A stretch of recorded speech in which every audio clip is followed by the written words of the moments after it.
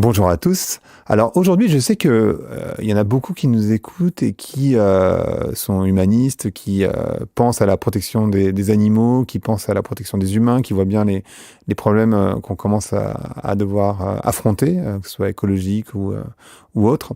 Et en fait, aujourd'hui, je reçois Marion Moreau, qui est la fondatrice de la fondation Sigfox, et qui va nous expliquer comment l'Internet des objets peut résoudre ou peut aider à résoudre une partie de ces problématiques. Donc c'est une conversation hyper intéressante, en particulier si vous ne savez pas ce que c'est que les objets connectés, donc c'est de la technologie évidemment. Vous allez voir comment ça peut aider, c'est franchement intéressant. Donc voilà, je vous laisse avec cette conversation. Allez, Vlan, c'est parti. Donc bonjour à tous, je suis avec Marion Moreau. Marion, on se connaît depuis un petit moment sur French Web, mais tu es aujourd'hui la fondatrice de la fondation de Sigfox. Et Sigfox, c'est l'Internet des objets, et on va parler de la manière dont l'Internet peut sauver des animaux en voie de disparition, mais aussi des humains. Et je trouve ça hyper intéressant de voir, parce qu'en fait, souvent, on fait pas forcément la connexion. Alors, on peut imaginer les téléphones portables, etc. L'Internet des objets, c'est quelque chose qui est un peu moins connu, je pense, par les gens. Alors d'abord, on va commencer par là. C'est quoi l'Internet des objets ? C'est quoi l'Internet des objets ? L'Internet des objets, c'est... Alors si je donne une définition très personnelle, pour moi, c'est une nouvelle révolution dans l'interaction avec nos environnements. Moi, j'ai eu la chance de connaître l'Internet des années 2000, même 98, un peu avant. Et on a connu, toi aussi, bien sûr. Oui, je suis vieux. C'est ça que tu veux dire ? Mais non, t'es pas vieux. Le mobile, c'est plus récent. C'est plus récent. Le mobile, les applications, etc. Mais il y a une troisième vague, en fait, qui s'annonce, qui est comment, finalement, un peu à l'instar du social media, avec la puissance du social media, finalement, comment, à l'aide de capteurs qui aujourd'hui sont prêts à durer très très longtemps, sont prêts à mesurer toutes sortes de choses de façon totalement automatisée, finalement, on est en train de vivre une troisième révolution qui est comment on interagit avec nos environnements de façon quasiment naturelle, parce qu'on fait parler le monde physique autour de nous. Donc ça va être des capteurs sur quoi, par exemple ? Sur des arbres, sur... Tout ce qu'on peut mesurer du monde physique, en fait. Quand on parle de l'Internet des objets, je préférais effectivement retenir le mot Internet parce qu'on parle de la donnée. Mais les objets, c'est tous les capteurs qui peuvent mesurer des choses. Donc ça va être de la vibration, du mouvement, la température, tout ce qu'on peut faire parler aujourd'hui. Et nous, chez Sigfox, on utilise ça pour, évidemment, des enjeux extrêmement gros pour les industriels. Les compteurs d'eau, qu'est-ce qui se passe sous le sol, que se passe-t-il effectivement, comment traquer des containers dans le monde entier. Ça, c'est des choses qui intéressent beaucoup à la fois les industriels, mais aussi ceux qui sont un peu défenseurs de business plus sustainable, je dirais. Ouais, d'accord. Comment est-ce que finalement on arrive à mutualiser tout ce qui relève de l'intervention de l'homme. Et sur la fondation, on utilise ça pour essayer de préserver des vies, comme tu disais. Et alors, c'est la partie qui m'intéresse le plus, évidemment. Comment vous faites pour sauver... On va commencer par les animaux avant les vies humaines, mais qu'est-ce que vous faites pour sauver des animaux en voie de disparition ? Alors, sur la protection, on a commencé par la protection des rhinocéros. Donc, les rhinocéros, c'est 27 000 seulement encore vivants dans le monde. C'est un enjeu qui concerne aussi d'autres espèces. Tu l'as entendu, les espèces sont en danger. Malheureusement, ça fait les gros titres, mais je peux te dire que pour me pencher sur le sujet maintenant depuis 2 ans et demi, et ça me touchait déjà avant, maintenant je m'en suis emparée de ce sujet-là, et je constate très concrètement que oui, nos enfants, tes petits-enfants ne connaîtront jamais les rhinocéros. C'est probablement malheureusement ce qui va se passer.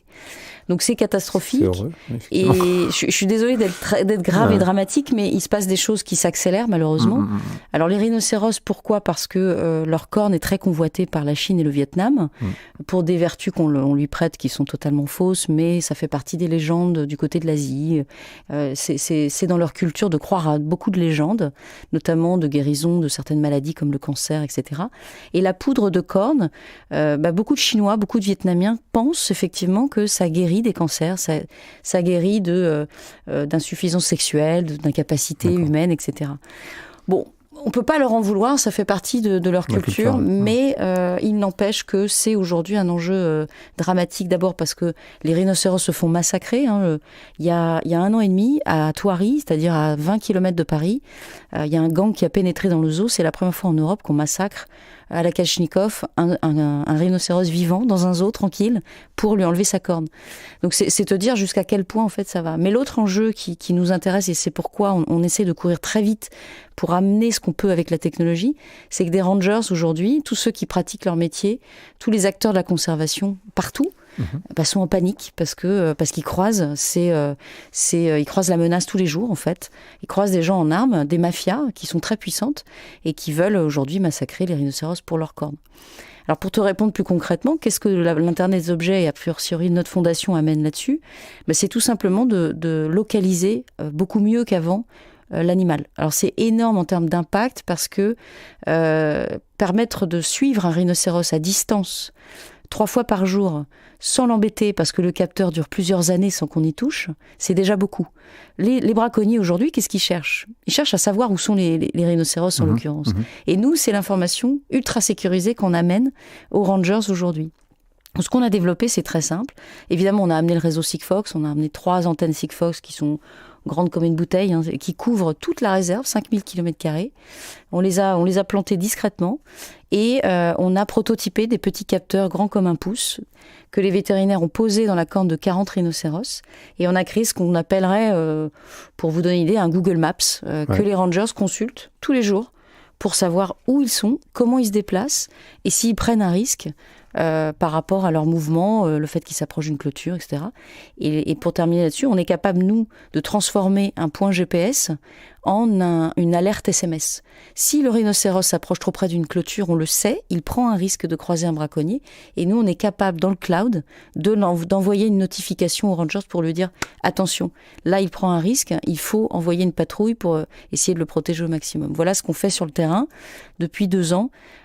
Et on a vocation à ouvrir la solution sur Internet pour le mois de mars prochain, parce qu'aujourd'hui beaucoup de réserves sont intéressées par ce qu'on a développé, et je peux te dire que c'était des bouts de ficelle, des bouts de câble, mais ça marche très très bien, et on va rendre cette solution dans et ça coûte cher à mettre en place Alors le capteur en tant que tel vaut $20, donc c'est vraiment rien du tout pour 3 ans de durée de vie de batterie. Ce qui coûte cher, c'est les opérations, c'est-à-dire qu'il faut survoler la réserve avec un hélico, faire appel à des vétérinaires. Ça, c'est des opérations qui sont un peu lourdes. Mais bon, il y a une telle urgence. C'est ce que prend la fondation, en fait. Non, la fondation, en fait, ce qu'on fait, nous, c'est de la R&D. Donc, on amène le réseau gratuitement, on prototype tout, et c'est l'ONG qui supporte, elle, le coût des opérations. D'accord. Et tu m'avez dit aussi, vous avez aussi mis des capteurs sur les grilles ? Oui, parce qu'en fait, une fois qu'on a le réseau Sigfox pour ceux qui ont un peu compris ou connaissent un peu, autant plugger le plus de devices, comme on dit dans notre jargon, c'est-à-dire d'objets possible. Et ce qu'on s'est dit, c'est que puisque le réseau est là où il y a, je répète, aucun réseau. Tu es en pleine... t'es dans le sud du Zimbabwe, il n'y a pas de 3G, il n'y a pas de 2G, il n'y a même pas de Edge, il n'y a rien, zéro. Mais une fois que le réseau est là, il doit servir à plein d'autres choses. Et donc, ce qu'on a envoyé, c'est une centaine d'autres objets qui sont, d'autres trackers, comme on dit, donc pour traquer, par exemple, mettre dans la veste des rangers pour qu'ils facilitent un petit peu leurs opérations et leurs flux, mais aussi des capteurs sur les clôtures, sur des barrières, qui dorment et se réveillent seulement quand il se passe quelque chose. D'où la durée de vie de la maintenance qui n'est pas nécessaire, en fait. Et donc, si quelqu'un touche la barrière, par exemple, un braconnier... si quelqu'un touche la barrière, on enverra une notification qui dit « quelqu'un a touché la barrière ». À cet endroit-là. À cet endroit-là. Ça, c'est chouette. Et du coup, pourquoi aujourd'hui c'est que les rhinocéros ? Ça se développe parce que tu parlais de assez peu d'animaux finalement. Enfin, c'est tout relatif, mais par rapport à l'urgence. Est-ce que vous envisagez de le développer sur d'autres animaux ? Après, c'est des capteurs, on ne peut pas les mettre partout. J'imagine que sur un lion, par exemple, c'est un peu plus compliqué. Oui, alors c'est une bonne question. En fait, on a vocation à adresser des causes globales. C'est un peu arrogant de dire ça, mais en fait, l'Internet des objets, parce que c'est moins contraignant que les autres technologies, ça fait appel à des réseaux très bas débit, c'est plus facile, en fait, de le voir à l'échelle. Et ce qu'on a prévu, nous, typiquement dans le cas des rhinocéros, on va passer à la version, on va dire la V2 de ce capteur de corne, qui est optimisé pour d'autres espèces. C'est-à-dire qu'on sait demain que l'intelligence embarquée de ce capteur est designable sur un collier, sur un bracelet, sur un tag. D'accord. Et donc, quand je disais qu'au mois de mars, on allait ouvrir la solution, c'est aussi pour adresser d'autres urgences sur d'autres animaux qui sont en voie de disparition ou d'extinction. Et on est déjà contacté par des différentes ONG sur d'autres espèces comme Save the Elephants, Jane Goodall Institute qui s'intéresse de très près à nos travaux, comme les orang-outans qui sont réintroduits dans la jungle de Sumatra. Et eux, ça les intéresse beaucoup parce qu'en fait, traquer une petite population d'orang-outans quand ils reviennent dans la jungle est extrêmement important pour les acteurs de la conservation parce qu'on sait à peu près comment ils se comportent au travers de leurs mouvements et c'est visiblement assez demandé. Donc on va le faire pour l'année prochaine. Ouais. D'accord, génial. Et alors du coup, vous réfléchissez aussi aux vies humaines, tu parlais du Mexique. Ouais. En particulier sur les tremblements de terre. Et comment ça peut avoir un impact sur les tremblements de terre? Du coup, comment ça peut sauver des vies surtout? Ouais, c'est vrai que c'est difficile de faire un lien entre l'Internet des objets et la préservation des vies, je te l'accorde. Mais en fait, je vais expliquer juste l'anecdote. Juan Carlos, qui travaille avec moi, est mexicain. Il me dit, écoute, mon frère est séismologue. Il travaille à l'Agence nationale de séismologie, qui centralise toutes les vibrations sismiques du pays.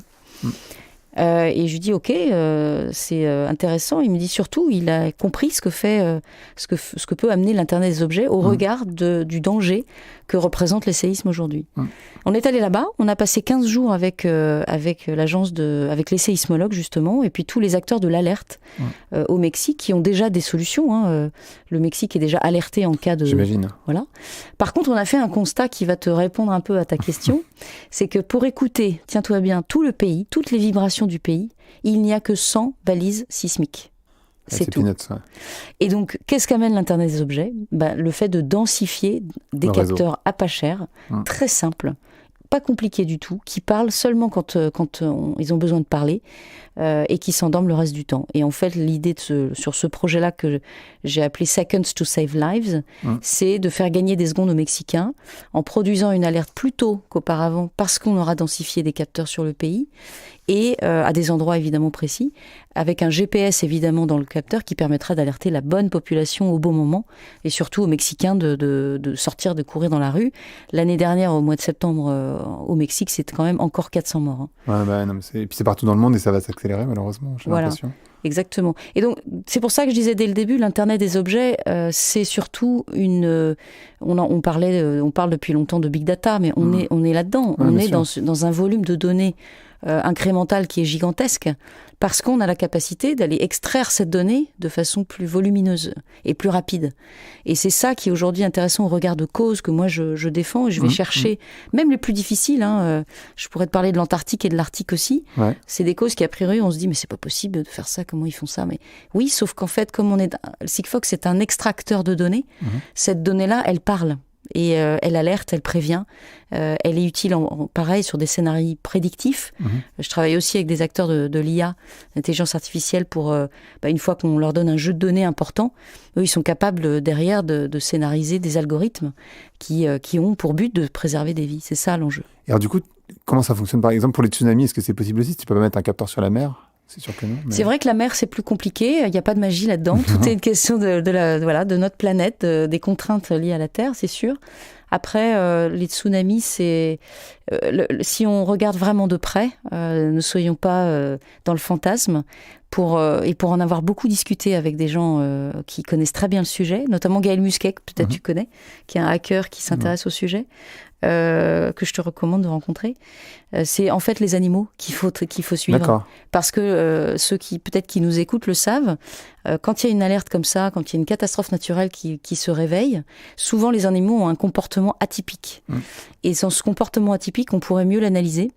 D'ailleurs, les paysans, les Indonésiens, tous ceux qui sont confrontés ne nous ont pas attendus là-dessus. Donc la techno serait vue différemment sur cet enjeu. Tu pourrais mettre par exemple des capteurs sur les oiseaux et alerter directement tout le monde sur son téléphone, quoi. Enfin, j'imagine que c'est ça. Tout à fait. Ça, c'est possible. Ouais, tout à fait. D'accord. Et pour l'Arctique, alors comment ça fonctionne pour les pôles? Parce que pour le coup, je vois pas. En fait, il y a pas de réseau en fait disponible sur les pôles. D'ailleurs, voilà, heureusement quelque part, c'est pas plus mal. En fait, j'ai contacté avec une start-up avec qui je travaille qui fait de l'objet, puisque moi j'avais besoin de sa compréhension là-dessus, qui me dit, écoute, on a un contact possible avec la Belgique, il y a une station polaire, d'ailleurs en complètement zéro émission de CO2, très développement durable, et qui est intéressée pour accueillir le réseau Sigfox et essayer de résoudre des problématiques du quotidien. Donc c'est ce qu'on a fait il y a 3 ans maintenant.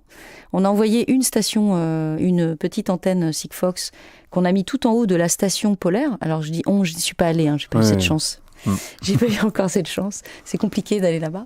Mais par contre, elle a été installée et elle a permis tout simplement de connecter les petits objets posés dans la veste, là encore, des chercheurs qui vont opérer des opérations de recherche pendant plusieurs jours autour de leur base. Et en fait, ils n'ont qu'un moyen de communiquer avec les autres, c'est un téléphone satellitaire. Et c'est compliqué parce que le téléphone satellitaire, c'est très, très, très coûteux. Donc, quand tu prends ton téléphone là-bas en Antarctique, c'est qu'il s'est passé quelque chose. Or, si on amène, nous, et c'est ce qu'on a fait, la capacité à la station de pouvoir savoir exactement où ils sont, comment ils se déplacent, est-ce qu'ils se reviennent bien à tel endroit, à tel point, c'est déjà sécuriser finalement tout leur déplacement. D'accord. Et c'est ça ce qu'on a fait en Antarctique et on le fait maintenant depuis très peu de temps en Arctique. D'accord. Et en fait, l'enjeu est au-delà de la sécurité des chercheurs sur le climat, qui est importante au regard des enjeux du changement climatique, au-delà de la portée de la sécurité, des moyens de sécurité simples, c'est d'être un support à la science. Parce que quand je disais qu'on peut finalement relever de la donnée du monde physique plus facilement aujourd'hui, de façon moins coûteuse et en respectant la planète aussi, les ondes radio, c'est très neutre en fait, l'impact est très neutre. Eh ben, autant l'utiliser justement pour relever de la donnée, température, vibration, le vent. Toutes ces données-là en Antarctique et en Arctique, elles sont clés. Le mouvement de la glace, peut-être. Le mouvement de la glace, exactement. Et aujourd'hui, ils ont des moyens un peu lourds pour le faire, qui marchent très bien, mais qui sont encore un peu lourds. Là où nous, on leur dit, finalement, utiliser de simples petits capteurs, pas cher du tout, encore une fois, qui s'endorment, qui se réveillent, mais qui vous amènent qui enrichissent vos bases de données existantes. C'est ça qu'on veut faire. Waouh, c'est énorme. C'est vraiment intéressant parce que je pense que, comme on disait au tout début, je pense que tout le monde ne connaît pas l'Internet des objets. En plus, on a l'impression on parle beaucoup de vie privée, donc on a toujours tendance à penser que l'Internet des objets, c'est encore plus de flicage, c'est Big Brother qu'on invite chez soi, etc. etc. On ne pense pas nécessairement au côté positif aussi. Et j'aime bien l'idée que ce podcast reste positif autant qu'il puisse, même si on parle de la disparition de certaines espèces animales, voire... Oui, mais il y a de l'espoir. Mais il y a de l'espoir. Il y a beaucoup d'espoir, beaucoup d'espoir. Mais c'est vrai que, pour rebondir sur ce que tu dis, c'est vrai qu'on parle beaucoup de tracking dans l'Internet des objets. Donc le tracking, est-ce qu'on en a envie? Effectivement, mais finalement, ce qu'on a dans la poche tous les jours est déjà un tracker. Moi, ma vision des choses, c'est de le voir évidemment sur le plus impactant possible. C'est d'accélérer le plus vite possible le fait de résoudre des problèmes avec ces technologies qui sont maintenant à la portée quasiment de tous. Et c'est d'orienter aussi le chemin de Sigfox qui est aujourd'hui une boîte qui devient mondiale à partir de la France, qui est dans 50 pays aujourd'hui, qui va terminer la couverture du globe total l'année prochaine. Tout ça en 6 ans. C'est d'accompagner son chemin, d'être un leader mondial dans ce secteur de l'Internet des objets, mais avec un ADN très tourné vers les autres. On ne fait pas n'importe quoi avec les données. Et si possible, on est utile sur des causes qui sont urgentes. Et je trouve ça très chouette parce que c'est une initiative de Ludovic et Christophe, les fondateurs. C'est eux qui ont mis personnellement de leur petite poche un peu d'argent pour m'aider à monter ça. Et ça marche et c'est super. C'est vraiment... ça inspire aussi d'autres startups, ce qui est très bien parce qu'en fait, avec très peu de moyens, on peut faire beaucoup, beaucoup de choses. Ça inspire des startups comme Lydia, ça inspire des startups comme Blablacar, comme Criteo. Et si on est tous ensemble à faire des petites choses, ça rappelle le mouvement des colibris finalement. C'est ça. C'est le battement d'aile d'un papillon. Ouais, aussi, tout à fait. Ouais. Et du coup, ce que je trouve intéressant, c'est effectivement comment la technologie peut aider. On peut imaginer que les changements climatiques, on peut imaginer les ours, tu sais, dans les Pyrénées, on peut imaginer les ours polaires aussi. Il y a beaucoup de problèmes avec les ours polaires, c'est vrai. Malheureusement pour la nourriture. Donc en fait, on peut l'envisager pour plein de choses. Est-ce que vous avez envisagé encore d'autres pistes de ce côté-là ou... Pour l'instant, c'est là où vous en êtes? On est submergé de demandes. Oui, j'imagine. Submergé. Mais pour le coup, on a un accès maintenant avec énormément d'ONG, avec des typologies très différentes, sur l'humain, sur les catastrophes naturelles, etc. Ou d'autres. On pourrait penser aux réfugiés aussi, d'ailleurs. Aux réfugiés, exactement. Maintenant, moi, je veux faire les choses avec mon équipe d'ingénieurs. On est quasiment qu'une équipe d'ingénieurs et beaucoup de filles, ce qui est très bien. Beaucoup de filles nous ont rejoints. On veut faire les choses jusqu'au bout. C'est-à-dire que, encore une fois, comme l'idée et la vision est d'adresser des causes mondiales globales, c'est-à-dire on ne fait pas un réno, mais le plus de réno possible parce que c'est utile de le faire. Et ce ne sera pas tous, évidemment, mais parce que c'est utile de les sauver. Alors oui, il faut leur mettre un capteur dans la corne, ça peut être triste, mais si c'est ça qui les préserve... Et en même temps, c'est un tout petit capteur. Enfin bon, c'est un tout petit capteur. Mais il va pas mal, puisqu'en fait, dans la corne, c'est de l'ongle, donc on lui pose dedans, on le rebouche avec une résine naturelle, et basta, c'est tout, et on n'y touche plus pendant plusieurs années.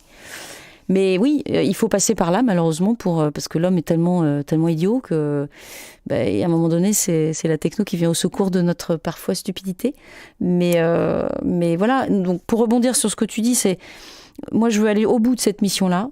Une fois qu'on a ouvert la solution à n'importe quelle ONG pour qu'elle la reprenne, pour justement protection des tigres, peut-être des ours polaires, si ça peut les protéger, on aura achevé notre première mission. Et le Mexique est le deuxième gros projet parce que moi, j'ai très envie d'aider le Mexique et les autres populations qui font face en fait au séisme. Et on aura appris beaucoup de choses en fait si on fait ça. On peut pas, on est petit. Je cherche des fonds pour développer tous ces projets. J'en profite pour faire passer le message. Et on n'a pas besoin de centaines de millions non plus. Mais on a besoin d'aide parce que j'ai besoin de recruter des ingénieurs. Si je recrute des ingénieurs, c'est plus de prototypes, c'est accélérer cette recherche et développement, c'est adresser plus de causes. Et on pourrait imaginer demain aller sur d'autres types de causes comme justement le fait d'avoir un capteur sur chaque fenêtre à Paris et dans plusieurs villes pour mesurer l'air. Le capteur d'air, c'est quelque chose qui est tout à fait jouable dans son volume et ça amènerait, je pense, beaucoup de choses. On pourrait aller sur d'autres causes comme... nous, ce qu'on s'est donné, c'est l'environnement, la planète, protection des vies au sens large et des animaux. Après, voilà, tu peux imaginer le nombre infini de besoins. Et du coup, d'ailleurs, si le rhino se fait tuer quand même et qu'il coupe la corne, vous aurez le capteur dans la corne, donc vous pourrez savoir où il est, en fait, dans l'absolu. Si on a disponibilité du réseau global, oui. Ouais, c'est ça. Faut pas que ça aille trop vite, trop loin, quoi. S'il arrive dans une certaine ville de Chine qu'on est en train de couvrir et que ça bip dans l'aéroport, ça pourrait être le cas, oui. Effectivement. C'est intéressant aussi. Oui, c'est... Disons qu'on va embêter un peu de monde, là, pour le coup. C'est ça, exactement. Et alors, ce podcast s'appelle Vlan. Donc, je voudrais savoir à quoi tu voudrais claquer la porte.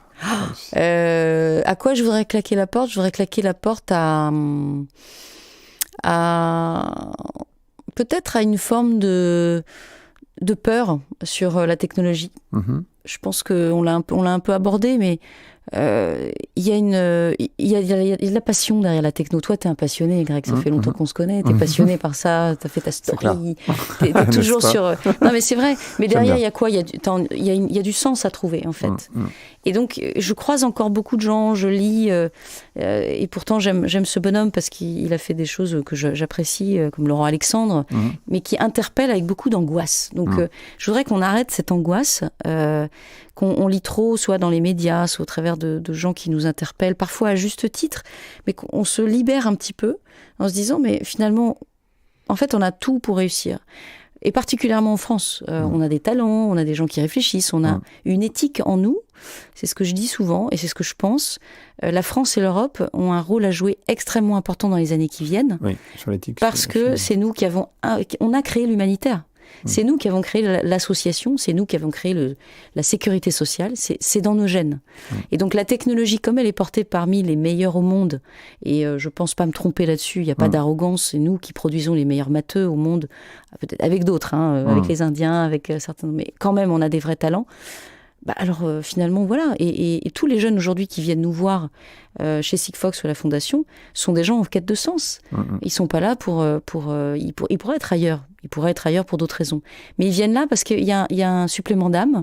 Il y a quelque chose qui nous drive différemment. Et donc c'est ça, je pense qu'il faut stopper cette espèce d'angoisse dont on va se faire manger par les Américains, les Chinois, etc. Non, on a une autre voie à ouvrir.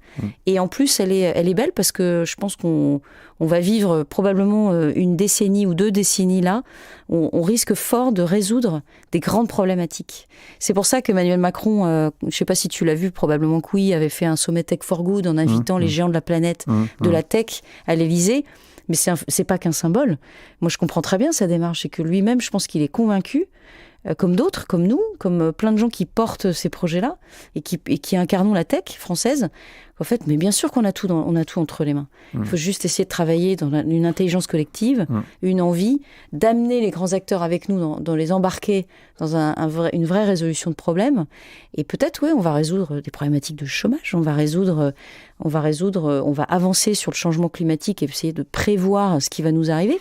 Moi, j'y crois beaucoup. Donc, j'ai pas peur du tout des années qui viennent. J'ai pas peur non plus des débats sur la privacy, les données, etc. Parce que moi, je fais confiance à l'homme. Je suis purement une humaniste.